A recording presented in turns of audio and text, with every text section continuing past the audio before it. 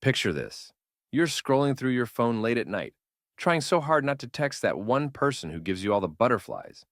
Your heart's pounding like you just ran a marathon, yet you've been lying on the sofa all day. Why does this happen? Is love just a fancy name for losing your mind? Or is there an actual scientific explanation? Something beyond sappy ballads and box of tissues movie nights? Well, buckle up. Because love isn't just about chemical surges and sweet text messages. Although, let's be real, we love sweet text messages. It's a potent mix of biology, evolution, psychology, and social conditioning. And here's the kicker. A 2019 study in the journal Social, Psychological, and Personality Science found that most people, even in this modern Tinderverse, still believe in soulmates. But is it really fate at work? Or some quirky neurotransmitters calling the shots? Before you go building that love shrine to your crush, no judgment, let's dive into what science says about the epic, swirling roller coaster we call love. And yes, we'll talk hormones, heartbreak, real life awkward moments, and more than a few jokes along the way. The chemistry within. So, does it mean I'm addicted to my partner? Ever notice how, in the early stages of love, you can't concentrate on anything else? Like you forget to eat lunch, or you're doodling hearts in your notebook during a meeting. Blame your brain's reward system. When we first fall in love, our brain sets off fireworks of dopamine and norepinephrine. Dr. Helen Fisher, a leading biological anthropologist, famously described this phase as being high on amphetamines. Basically, you're walking around with that dazed grin because you're hopped up on your own brain chemistry. It's not unlike being addicted to a video game or chocolate cake. Seriously. Our brain's reward center lights up, giving us that constant longing for our new love interest. Suddenly, your partner's every text message feels like a major event. If only we could order a discount card for all the dopamine we're using. Remember that friend who started dating someone and immediately forgot you existed, at least for a couple of weeks. They're not intentionally ghosting you. They're just hopped up on love hormones and a bit preoccupied. Kinda rude, yes. Scientifically predictable? Also, yes. Enjoy the rush, but keep tabs on reality. Take a step back occasionally, talk to friends, and ensure your heart and sanity remain intact as the dopamine does its victory dance in your head. The Hormonal Haven. Apparently, a hug a day keeps the stress at bay? Now fast forward a bit from that breathless, sweaty-palmed phase, once you've realized your partner also leaves socks on the floor. This is where the bonding hormones come in. Oxytocin and vasopressin tag team to create a sense of safety, trust, and that cozy feeling of, oh, home sweet home, whenever you see your beloved. Oxytocin, dubbed the cuddle hormone, is released during close physical contact, from hugs to more intimate moments. And even during childbirth, talk about intense bonding. Maybe you've met an older couple celebrating their 25th anniversary. They finish each other's sentences, tease each other about who left the fridge door open, yet still can't help but share a warm smile. A 2018 review in Frontiers in Psychology notes that oxytocin can lower cortisol, the stress hormone, so extended relationships often feel calmer or more reassuring compared to that manic, all I see is you vibe of the early days. Make sure you incorporate little moments of physical closeness, even if you're too busy or not the touchy type. A couple of 20-second hugs a day, yep, scientists say 20 seconds or more, can spike oxytocin, can help sustain and nurture that love dynamic. The personality puzzle. So, do opposites really attract? Or have rom-coms been lying to us? Cue the classic trope. The boisterous extrovert goes head over heels for the shy introvert. Next thing you know, they're dancing awkwardly in the living room, each discovering a new side of themselves. Adorable, right? But how legit is that scenario in real life? Research published in Psychological Science in 2017 found that while a little bit of contrast can be intriguing, introvert-extrovert mashups, for instance, long-term compatibility often hinges on shared values and common life goals. Think about it. If one partner's dream is to travel the world in a motorhome, and the other wants to settle down in one spot with a white picket fence, that difference can cause friction down the road. My buddy once dated someone who was an extreme minimalist, like refused to own more than one plate and one mug. He himself is a hoarder of every souvenir from every vacation since birth. Long story short, it ended in a meltdown over the alleged trash can drawers full of old t-shirts. Oops. A slightly less dramatic approach might be to discuss lifestyle preferences from the get-go. Sure, it's great to be adventurous and try out new personalities for size, so to speak. But do you and your partner share fundamental outlooks? Over dinner, chat about how you both see your future, finances, living preferences, and whether you want a mini zoo at home. Aligning on core values up front can save you major heartbreak and 1,000 "whose mug is this" spats. The burn of heartbreak.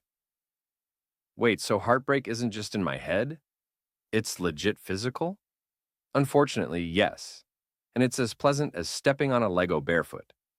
Multiple studies, like one published in Proceedings of the National Academy of Sciences, show that the same brain regions that process physical pain also light up when we're dealing with emotional rejection. It's kind of like the brain's going, loss is loss, time to sound the alarm. If you're curled up on your couch with a second tub of ice cream after a breakup, you're not just being dramatic. Your body is responding to real pain signals. And heartbreak hits people differently. Some withdraw and want to hibernate until further notice. Others go on 200-mile, I just need to get distance road trips. Everyone's coping mechanism is valid. Just don't get stuck there forever. Give yourself time to grieve, but remember, heartbreak does heal. Seek social support. Friends, family, even a friendly pet. Research in Computers and Human Behavior, 2020, states that social media can be a tricky swirl of comparison, but it can also provide community if used wisely. Hop on a support group or reconnect with an old friend. You might find solidarity in going through heartbreak, which is unfortunately just part of the universal human experience. Love as a habit. Is love just a feeling, or is it a skill we practice? We often treat love like a magical meteor that randomly strikes us, but it's also something we can cultivate, intentionally, over time. Psychologist Robert Sternberg's triangular theory of love breaks it down: passion, intimacy, and commitment. Imagine them as the three legs of a stool. Knock out one leg, and you might end up crashing, hopefully metaphorically, and not through your grandmother's antique furniture. Passion is the spark, the whoa, I can't stop thinking about them. Intimacy is the comfort. I feel safe sharing that embarrassing story about my stuffed animal collection. Commitment is the decision to stick around. I choose you even when we have bad hair days. Think of your grandparents or any long-term couple who still lovingly bicker about who left the TV on last night. Their passion might not be the soap opera level it once was, but they've got a bank of shared jokes, memories, and a life story. That's intimacy plus commitment. Mix in an occasional date night to keep the spark alive, and you've got the trifecta.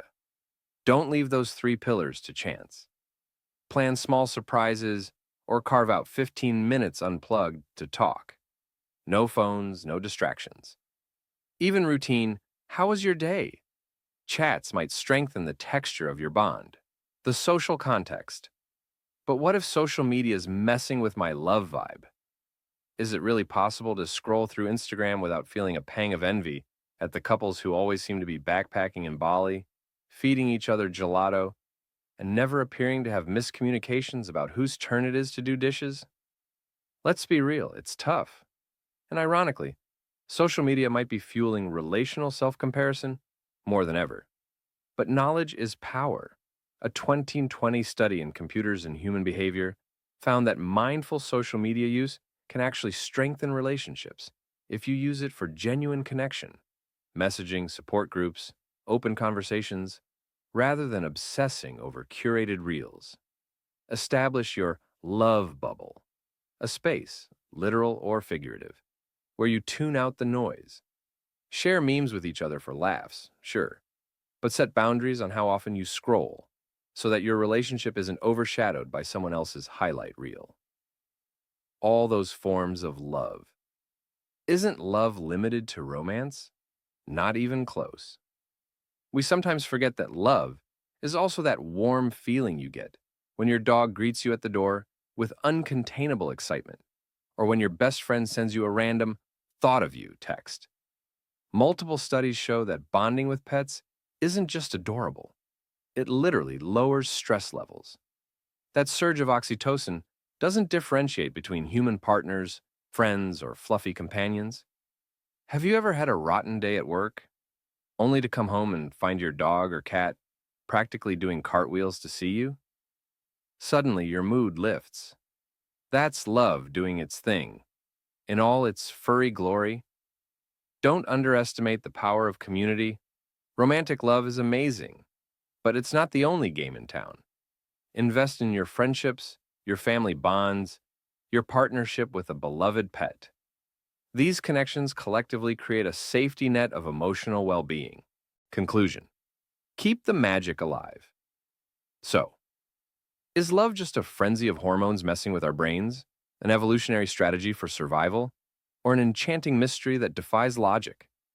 Turns out it's all three and more. Dr. Brené Brown reminds us in Daring Greatly that vulnerability is key to building meaningful connections. That means showing up wholeheartedly, quirks and all.